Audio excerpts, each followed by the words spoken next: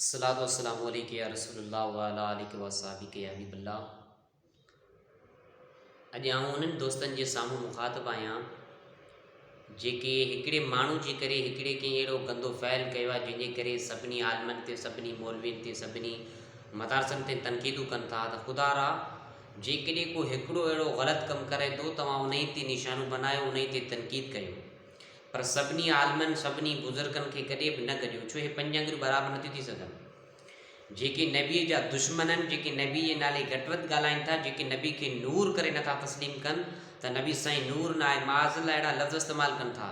जेके अहले हदीस आहिनि, जेके अहले फ़िरक़ा आहिनि, जेके नबी साईं जी शान में गुस्ताखियूं कनि, हुज़ूर अलैहिस्सलातु वस्सलाम जी अज़वाज मुतहरात जी शान में गुस्ताखियूं कनि, त हे गंदा कम बि उहे करे सघनि था।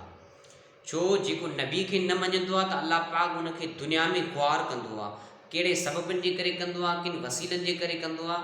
त हे उहे माण्हू आहिनि जी यासीन नाले सां को माण्हू आहे जंहिं मस्जिद में अहिड़ो ग़लति किरदारु कयो कंहिं मासूम ॿार सां नीगर सां, त माण्हू उन ते सोशल मीडिया ते ॻाल्हाइनि था सभिनी आलमनि जे नाले, सभिनी मुफ़्तियुनि जे नाले, सभिनी मदरसनि जे नाले। त सभिनी ते तनक़ीदूं न कयो। पंज आङुरियूं आहिनि त कॾहिं बराबरि नथियूं थी सघनि कि आलिमनि के बुज़ुर्गनि के मुफ़्तियुनि के मशाइखनि। त हर हिकु नौजवान माण्हू हुजे उहो बि माना सभिनी ते तनक़ीदूं करे थो त आलिमनि खां इस्लाम जो दीन फैलायो आहे, आलिमनि बिगाड़े छॾियो आहे, इन खां त मंदर पाक आहिनि, यानी अहिड़ा लफ़्ज़ गुस्ताखाना इस्तेमालु कनि था। त ख़ुदा रा त आउं इहो ई थो अर्ज़ु कयां त जेकॾहिं को अहिड़ो हिकिड़ो करे थो देवबंदी किरदारु त तव्हां सभिनी जी किरदारु कशी न कयो, सभिनी अहले सुन्नत वारनि जे ख़िलाफ़ु न ॻाल्हायो। छो जेको करे थो त उन खे सज़ा ॾियो।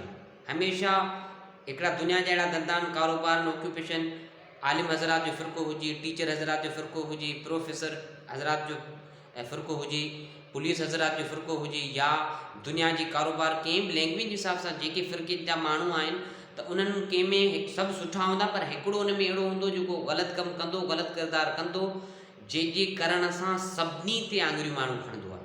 हिकिड़ो अहिड़ो ग़लति किरदारु कंदो आहे त माण्हू सभिनी जे नाले घटि वधि ॻाल्हाईंदा आहिनि। त इहो ग़लति आहे। जेको करे थो उन ई ते तव्हां तनक़ीदूं करियो, बाक़ी जमा जो सिगो कॾहिं बि न इस्तेमालु कयो। त सभु आलिम अहिड़ा, सभु मौलवी अहिड़ा, आलिमनि बुज़ुर्गनि मुफ़्तियुनि दीन खे ख़तमु करे छॾियो आहे, दीन जो ॿेड़ो ग़रक़ करे छॾियो आहे। ईअं कोन्हे जे हुन यासीन नाले सां देवबंदी अहिड़े किरदारु कयो आहे, तव्हां हुनजी किरदारु कशी कयो।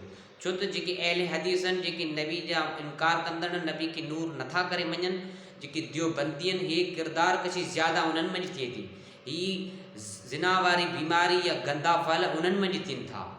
छो त अल्लाह उन्हनि खे दुनिया में बि ख़्वार कंदो आहे त आख़िरत में ख़्वार कंदो आहे। जेके नबी खे न मञण वारा माण्हू, उन्हनि खे अल्लाह साईं कहिड़नि सबबनि जे करे हिते दुनिया में दरबदर कंदो आहे। बाक़ी इहो ॾिसूं पियो फेसबुक ते, असां दोस्त ॾिसूं पिया त असांजा पढ़ियल लिखियल माण्हू, सुलझणा माण्हू, जेके तालीम सां वाबस्ता आहिनि, जिन खे हर शइ जी ॼाण बि आहे, ख़बर बि आहे, हर लैंग्वेज जे हिसाब सां ॻाल्हाए सघनि था, उहे सभिनी ते जमा जो सीगो ॻाल्हाए करे इस्तेमालु कनि था त सभु आलिम में ख़राबु, सभु मौलवी ख़राबु, सभु मदारस ख़राबु। त ख़ुदा रा इहे तनक़ीदूं करणु छॾे ॾियो। छो त असांजो इस्लाम के हिकिड़े माण्हू जे करे नथो ख़राबु थी सघे। इस्लाम कोई आम न आहे जेको हिकिड़े जे गंदे फैल करण सां इस्लाम ख़राबु थींदो, इस्लाम जो नालो मिटिजी वेंदो। न, इस्लाम मज़बूत आहे, ताक़त वारो इस्लाम आहे। इस्लाम जो पुराणो नालो दीन हनीफ़ आहे। इस्लाम मज़बूत आहे। त असांजी हिन अहले सुन्नत में वॾा आलिम, वॾा मशाइख़, वॾा बुज़ुर्ग थी गुज़रिया आहिनि ऐं बुज़ुर्ग आहिनि। जेकॾहिं तव्हां सभई दोस्त फेसबुक ते अची करे सभिनी जी कमेंटनि में तव्हां इहो ग़लति लिखंदा त सभई आलिम ख़राबु आहिनि, सभई मौलवी ख़राबु आहिनि, सभई मुफ़्ती ख़राबु आहिनि, त हीअ तव्हांजी सोच ग़लति आहे, हीअ तव्हांजी फ़हमी ग़लति आहे। छो त पंज आङुरियूं बराबरि नथा थी सघनि। छो त हर हिकु जेको लफ़्ज़ आहिनि मुल्लूं, त मुल्लूं मांजी माना ॼाणंदड़ घटि ॼाण रखे, जंहिंमें को ॼाण न हुजे, सम्झ न हुजे, उहे अहिड़ा मस्जिद में क़ुर जे अॻियां ग़लति कम कंदा आहिनि, ग़लति फ़ैल कंदा आहिनि। बाक़ी जेको आलिम हूंदो आहे, ॼाणंदड़ हूंदो आहे, जेके सभु शइ जी ख़बर हूंदी आहे, उहो कॾहिं बि अहिड़ा गंदा कम न कंदो आहे। उहो अहिड़ी सोच में नथो रखी सघे। छो त आलिम ॼाणंदड़ हूंदो आहे, आलिम नबी जे दीन जो वारिस हूंदो आहे। अल उलमा वरसतुल अंबिया, हुज़ूर साईं फरमाईंदो त आलिम ई मुंहिंजे दीन जा वारिस आहिनि, मुंहिंजे नबीनि जा वारिस आहिनि। त हाणे जेके मुल्ला मियाँ जे अॼुकल्ह नवां पैदा थिया आहिनि, जेके रुॻो पटकनि ते ज़ोर ॾियो, ॾाढ़ियुनि ते ज़ोर ॾियो, जिन खे न दीन जी ख़बर, न इल्म जी ख़बर, न नमाज़ जी ख़बर, न इस्लाम जी ख़बर, न मस्जिद जी ख़बर, न मस्जिद जी अदब जी ख़बर, न क़ुर जी ख़बर, न मासूम जी ख़बर, न न्याणी जी ख़बर, न माउ जी ख़बर, न पीउ जी ख़बर। त उहे अहिड़ा माण्हू गंदा कम कनि था, जंहिंजे करण सां माण्हू सभु अहले सुन्नत ते आङुरियूं खणनि था। हर को माण्हू चवे थो मुल्लो ख़राबु, मुल्लो ख़राबु। मुल्ले में, आलिम में, मुफ़्ती में, बुज़ुर्ग में फ़र्क़ु हूंदो आहे। इहे हिकिड़ी केचूं घेरियूं आहिनि। त हाणे त ख़ुदा रा महिरबानी कयो कंहिं बि आलिम जी शान में कमेंट घटि वधि न लिखो।